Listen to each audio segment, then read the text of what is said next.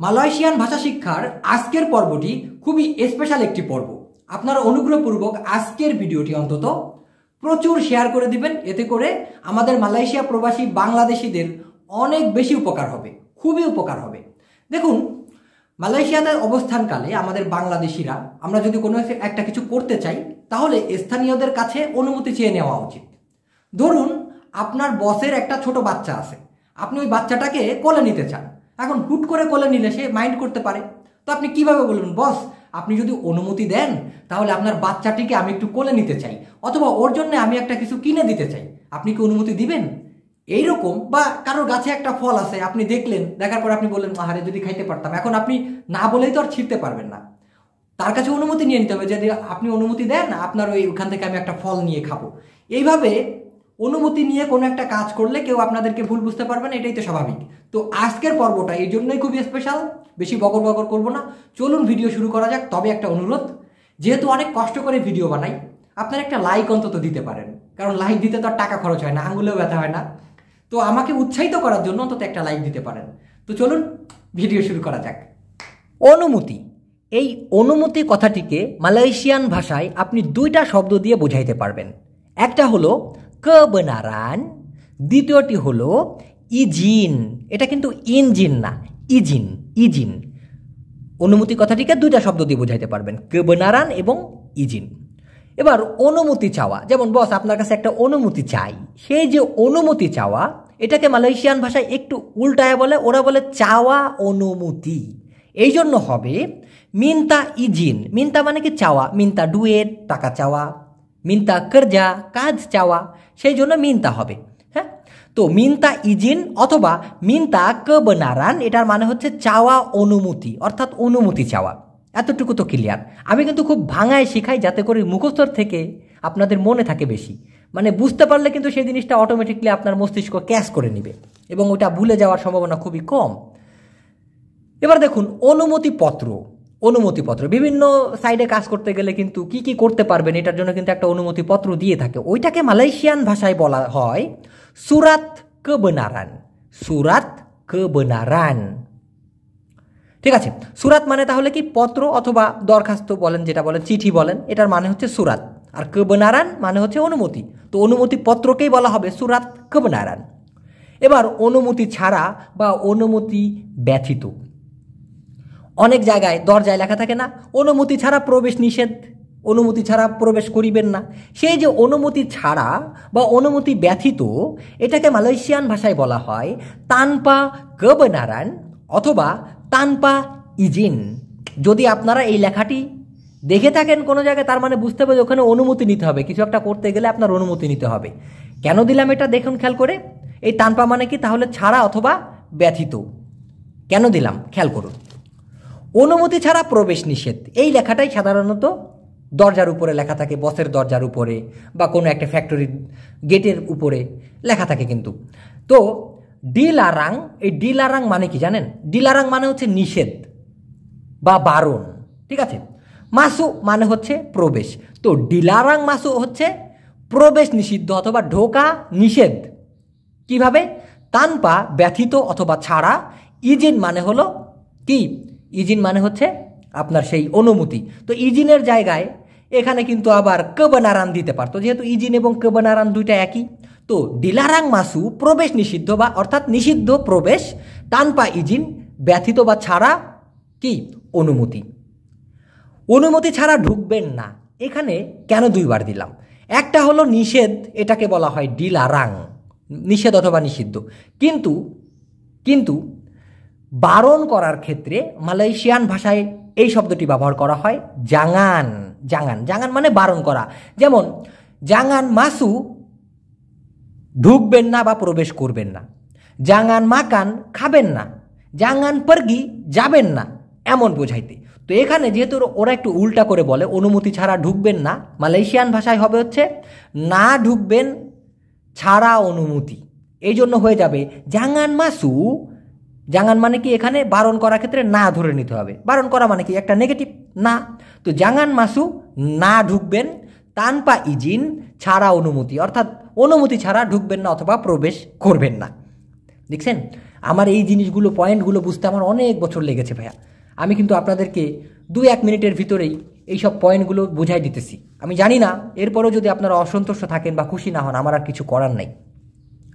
অনুমতি দেওয়া একটা গেল, অনুমতি চাওয়া আমরা একটু আগে শিখেছি।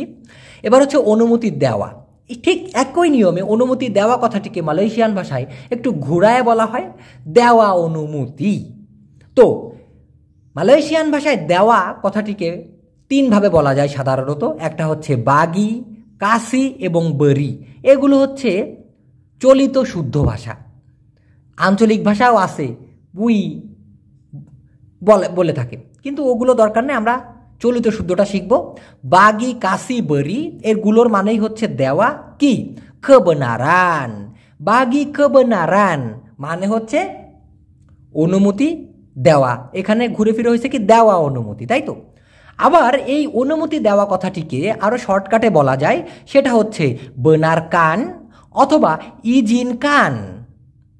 benarkan অথবা izinkan, কারণ ওই kebenaran কথাটি পুরোটা না বলতে হবে benarkan মানে অনুমতি প্রদান করা, অথবা izinkan মানেও কিন্তু অনুমতি প্রদান করা বা অনুমতি দেওয়া। যেমন মান্ডি মানে গোসল করা, মান্ডি কান মানে হচ্ছে গোসল করা নো। ঘুম মানে হচ্ছে টিডোর, মালয়েশিয়ান ভাষায় টিডোর কান মানে হচ্ছে ঘুম পাড়ানো, ছোট বাচ্চাকে ঘুমাও ঘুমাও শোনা। ঠিক ওই সূত্র ধরে kebenaran কথাটি না বলে ওরা বলে benarkan মানে হচ্ছে অনুমতি প্রদান করা। ইজিন পুরোটিকে না বলে izinkan মানেও কিন্তু অনুমতি প্রদান করা। জানি না এর থেকে আর ক্লিয়ার করা সম্ভব কিনা। যদি আপনি দেন অনুমতি, এইবার আসতেছি একদম মেইন পয়েন্টে।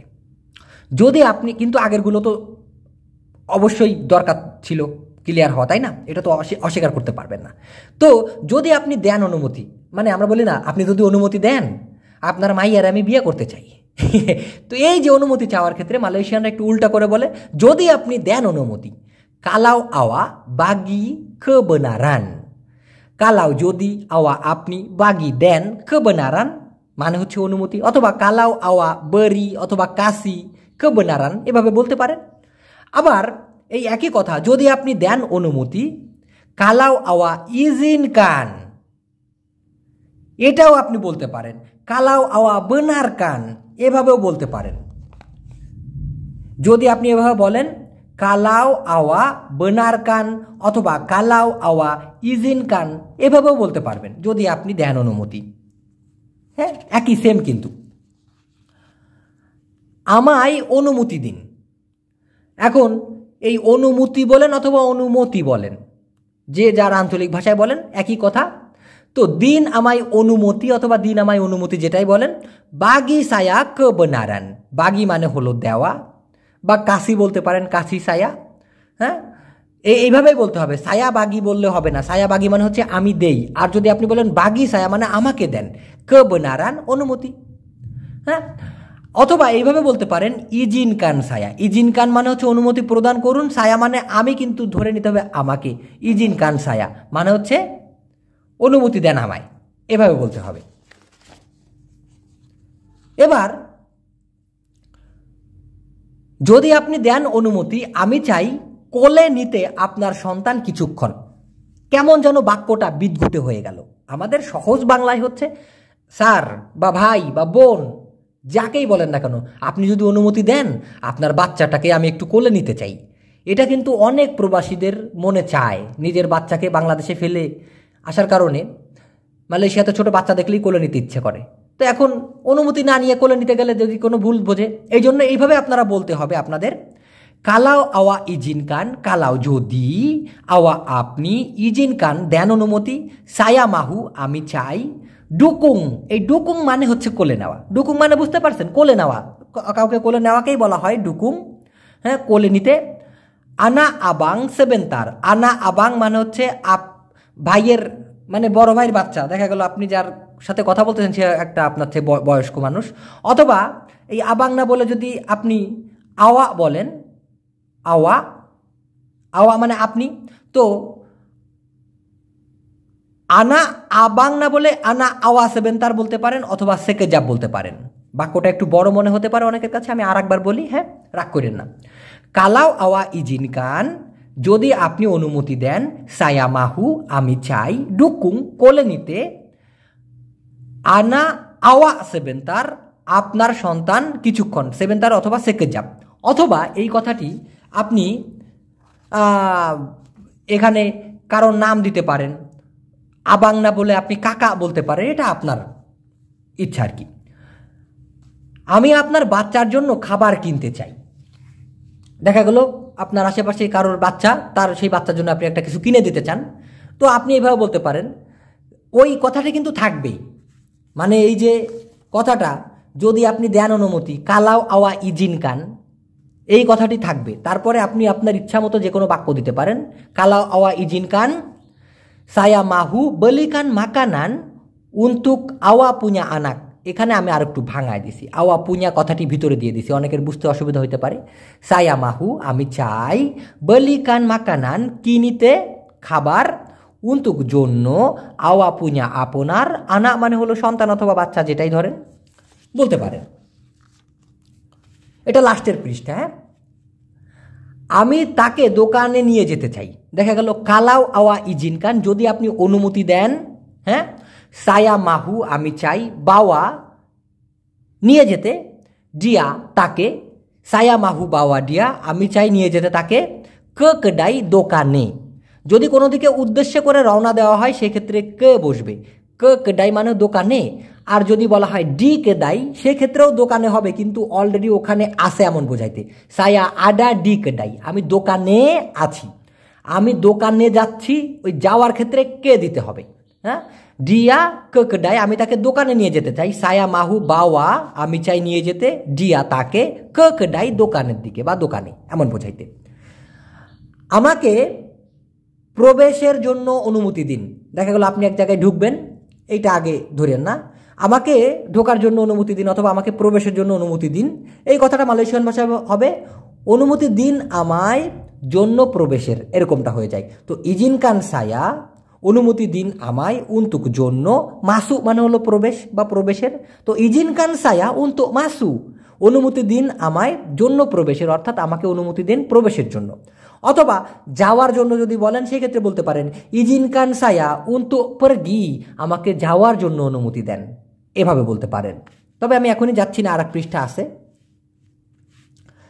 দেখেন অনেক সময় কিন্তু আমরা অনেকের কাছে যাই একটা অনুমতি চাওয়ার জন্য তো আপনি গেলেন যাওয়ার পরে বলতে পারে আডা আপা কি আছে বা মাহু আপা কি চাও না আপা কি চান এরকমটা বলতে পারে তো সেই ক্ষেত্রে আপনি বলতে পারেন saya mahu minta izin অথবা kebenaran dari awa আমি আপনার কাছ থেকে অনুমতি চাই তো মালয়েশিয়ান ভাষায় এই মাহু কথাটাই বলে saya mahu আমি চাই মিন্তা চাইতে আমি চাই কি চাইতে saya mahu minta অথবা saya না মিন্তা আমি চাই চাইতে ইজিন অথবা kebenaran অনুমতি dari awa থেকে আপনার অথবা আপনার থেকে তো saya mahu minta izin অথবা saya mahu minta kebenaran আমি চাই চাইতে কি